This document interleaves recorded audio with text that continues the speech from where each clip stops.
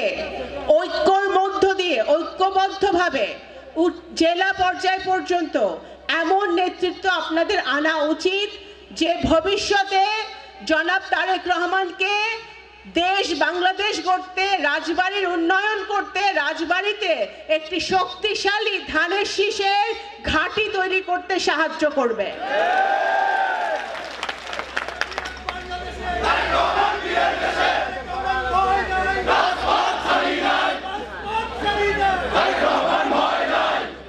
রাজবাড়ী জেলা বিএনপি সবসময় শক্তিশালী ছিল।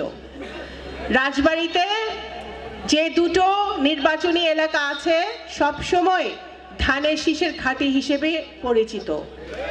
আজকে আপনারা যদি ঐক্যবদ্ধ থাকেন এবং এখানে আলী নেওয়াজ মোহাম্মদ খোয়েম ভাই এখন উপস্থিত হয় নাই, উনি আছেন আমাদের প্রবীণ নেতা, আমার আব্বার খুব কাছের লোক ছিলেন সাবু চাচা, উনি খুবই অসুস্থ। আমি আল্লাহর কাছে দোয়া করি যে উনি সুস্থ হয়ে উঠুক, ওনাকে স্মরণ করছি। আজকে খুবই মনে পড়ছে অ্যাডভোকেট খালেক সাহেবের কথা, যিনি অত্যন্ত প্রবীণ নেতা ছিলেন এবং রাজবাড়ির জন্য উনি অনেক কিছু করেছেন। আজকে ওনার আত্মার মাগফিরাত আমি কামনা করছি। আজকে যেসব নেতারা হাসিনার 14-17 বছরে শেখ হাসিনা স্বৈরাচারী শেখ হাসিনার বিরুদ্ধে আন্দোলন করতে গিয়ে আত্মাহুতি দিয়েছে, বিভিন্ন সময় মারা গেছে, এই রাজবাড়ী জেলার বহু নেতাকর্মী জেল খেটেছে, মিথ্যা মামলায় গেছে, প্রত্যেককে আজকে আমি স্মরণ করছি। আমি একটা কথা বলতে চাই, আমি মনে প্রাণে বিশ্বাস করি সবসময় সেটা, আমি যখনই সুযোগ পাই এটা আমি বলি।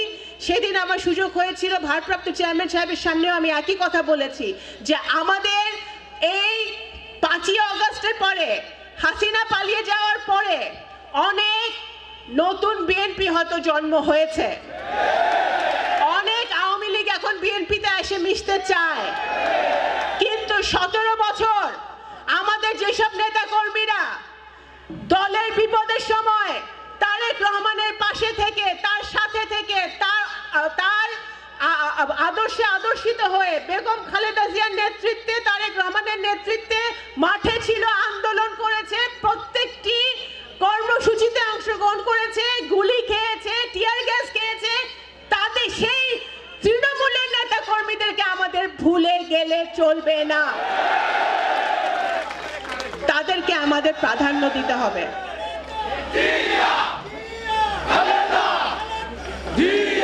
আমরা যদি তাদেরকে প্রাধান্য দেই, আমরা যদি তাদের আত্মাহুতি, তাদের ত্যাগ, তাদের উপর যে অত্যাচার হয়েছে, তাদের পরিবারের উপর যে অত্যাচার হয়েছে, এই রাজবাড়ী জেলায় আমাদের মহিলা দলের একজন নেত্রী জেলে গেছে মিথ্যা আইসিটির মামলায়, বহু বছর জেল খেটেছে, বহু মাস রাজবাড়ী জেলায়। আমাদের বহু লোকজনের নামে মামলা হয়েছে, ছাত্র দল, যুব দল, স্বেচ্ছাসেবক দল, শ্রমিক দল, কৃষক দল সহ অনেক নেতাকর্মীর নামে মামলা হয়েছে। এদেরকে আমাদের ভুলে গেলে চলবে না।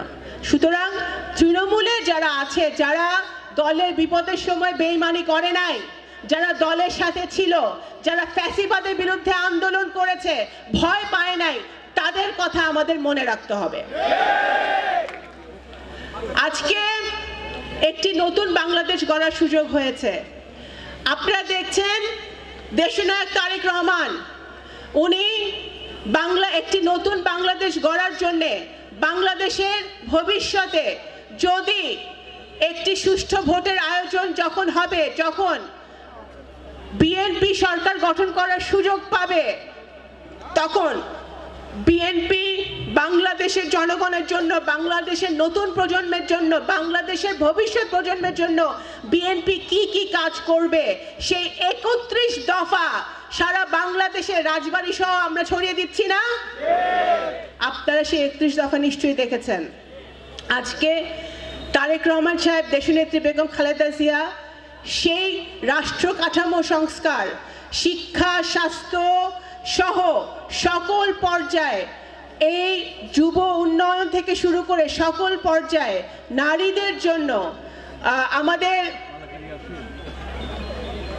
যারা সমাজে পিছিয়ে পড়া জনগোষ্ঠী তাদের জন্য, আমাদের মা বোনদের জন্য, প্রত্যেকের জন্য উনি আলাদা আলাদাভাবে সংস্কারের কর্মসূচি হাতে নিয়েছেন, যেটা আমাদের 31 দফায় আছে।